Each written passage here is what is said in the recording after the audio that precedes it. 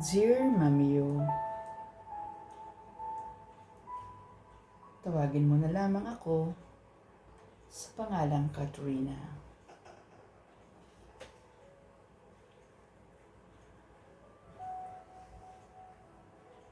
Ilang taon na ang lumipas, pero sariwa pa sa aking alaala ang aking nakaraan. Magpapasko noon, ang lahat ay nagsasaya, lalo na ang mga bata. Samantalang ako, nagdurugo ang aking puso dahil ilang araw na lamang ikakasal na ang tangi kong pag-ibig, ang lalaking lihim kong inibig. Nakilala ko si Rael sa pabrikang aking pinagtatrabahuhan sa Pasig, kung saan katatapos ko lamang ng kursong sekretarial. Samantalang si Rael ay company guard at isang working student. Kita ko sa kanya ang sigasig sa pag-aaral at pagtatrabaho ng mga panahong iyon. Dahil malapit lamang ang aming bahay sa kumpanyang aking pinagtatrabahuhan, minsan maaga akong nakakapasok. Kaya nagkaroon kami ng pagkakataon ni Rael na makapagpalagayang loob. Isang araw, pauwi na ako. Kat, pwede bang sabay na tayong umuwi? Sure. Pero malapit lang ang bahay namin, kaya di ako mawawala. Biro ko sa kanya. Actually, makikihaponan sana ako eh. Pwede ba? Ganting biro ni Rael. Tamang-tama, nag-text si Mama. Dinigding ang aming ulam sa kadaing. Kumakain ka ba nun? Oo naman. Paborito ko yan. Pero, daan muna tayo sa palengke, bili tayo ng prutas. Bakit? Takot ka bang di pakainin sa amin, kaya magbabaon ka ng prutas? Oo eh. Takot akong magutom. Alam mo na, takot pumayat. Masaya kaming nagtawanan habang naglalakad patungo sa aming bahay. Madaling nakagaanan ng loob ng aking pamilya si Rael. Kaya mula noon, itinuring na siyang miyembro ng pamilya. Kasama namin siya sa mahalagang araw, masasayang okasyon, maging kung may suliranin kaming pinagdaraanan. Tulad ng mahospital ang aking ama, si Rael ang aming naging katuwang. Siya ang aking naging sandigan.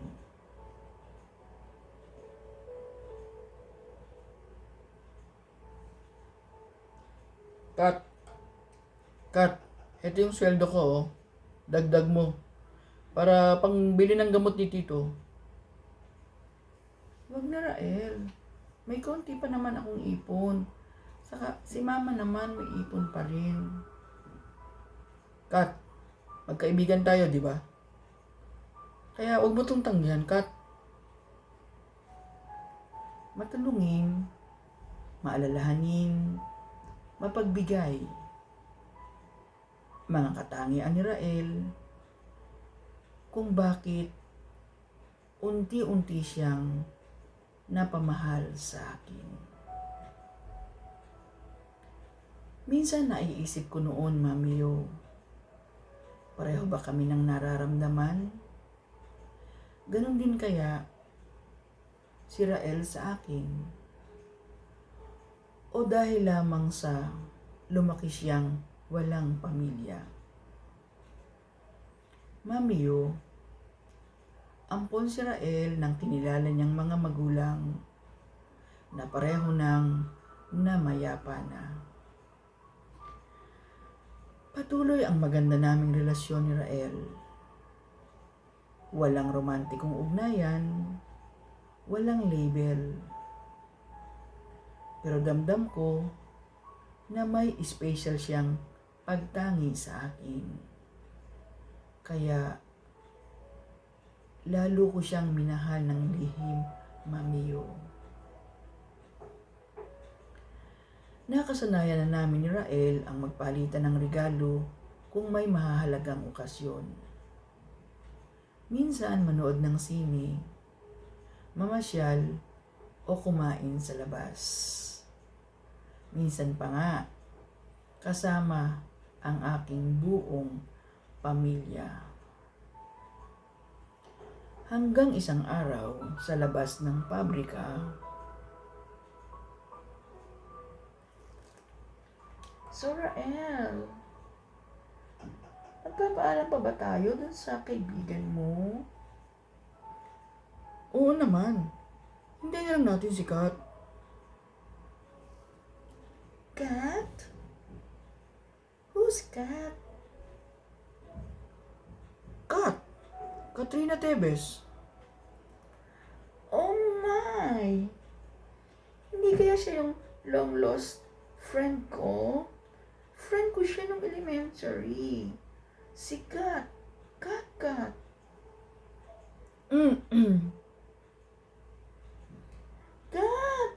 Oh my God! This is Fiona. Remember me, Fiona?" "Fiona? Ang tagal kitang hinanap sa Facebook. Kumusta ka na?" "Naku, hindi kasi Fiona yung ginamit kong name, you know.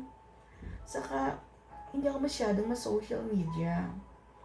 Kasi, yung amo namin sa Saudi, hindi kami allowed ng laging naka-social media, you know."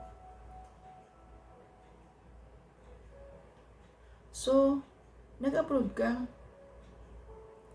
"Yes, almost 7 years. Pero, umuwi na ako for good. Kasi, parents ko, gusto na kasi nilang apo. Tumatanda na daw kasi ako." Napansin ko ang pamula ng mukha ni Rael ng mga sandaling iyon. Pero kinikilig naman si Fiona. Samantalang ako, hinihiwa ang puso ko. Mamiyo, damdam ko sa mga mata ng dalawa ang malalim nilang relasyon. Hindi na pala malaya ang lalaking lihim kong inibig. Kaya pala minsan, hindi siya nagtapat sa akin ng kanyang nararamdaman. Ako lang pala ang nagmamahal. Kaya pala, nang minsang maglapat ang aming mga labi, mabilis umiwas si Rael at bumuntong hininga na lamang.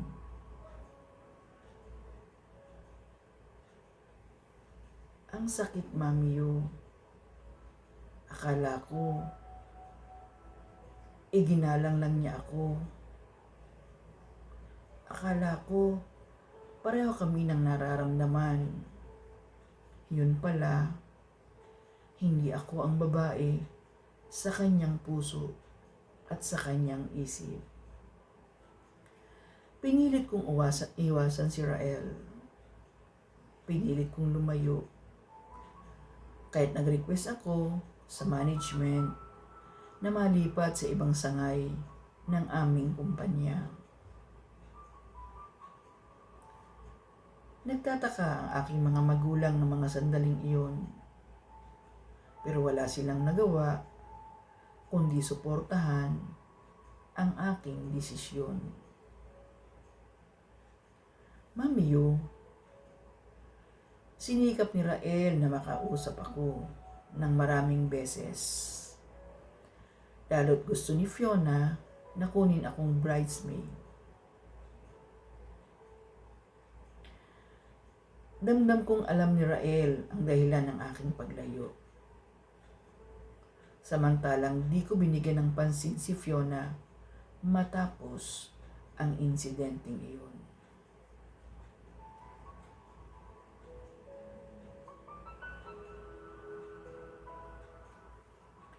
Sa ngayon, Mamiyo, unti-unti na rin naghihilom ang sugat ng aking puso. Umuuwi pa rin ako sa Pasig at minsan nagkita kami ni Rael sa aming tahanan.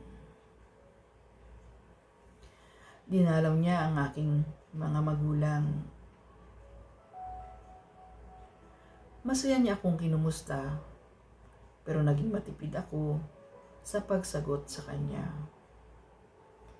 Ewan ko, Mamiyo, pero pakiramdam ko, pinaglaruan ni Rael ang puso ko.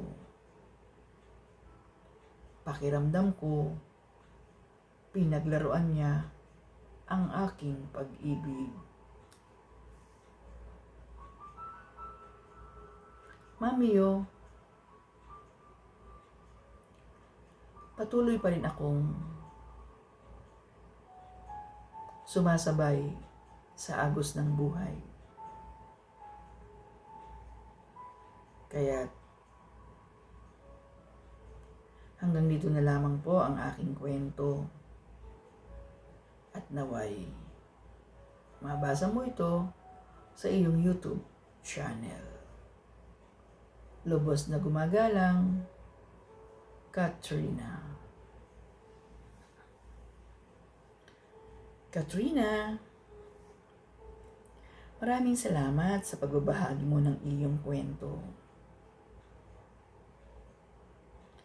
Katrina, ang pag-ibig ay masaya,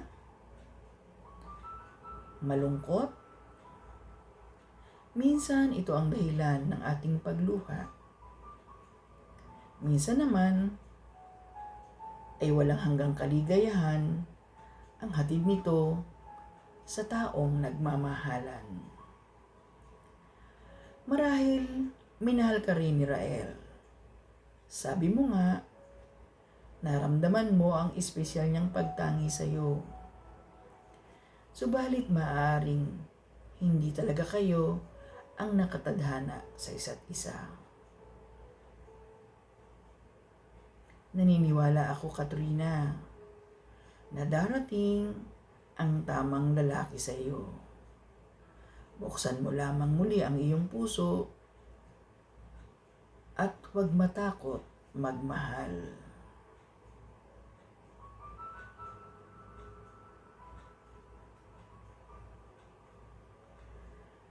Alam kong darating ang panahon, makatatagpo ka mo ng tamang pag-ibig na nakalaan sa iyo.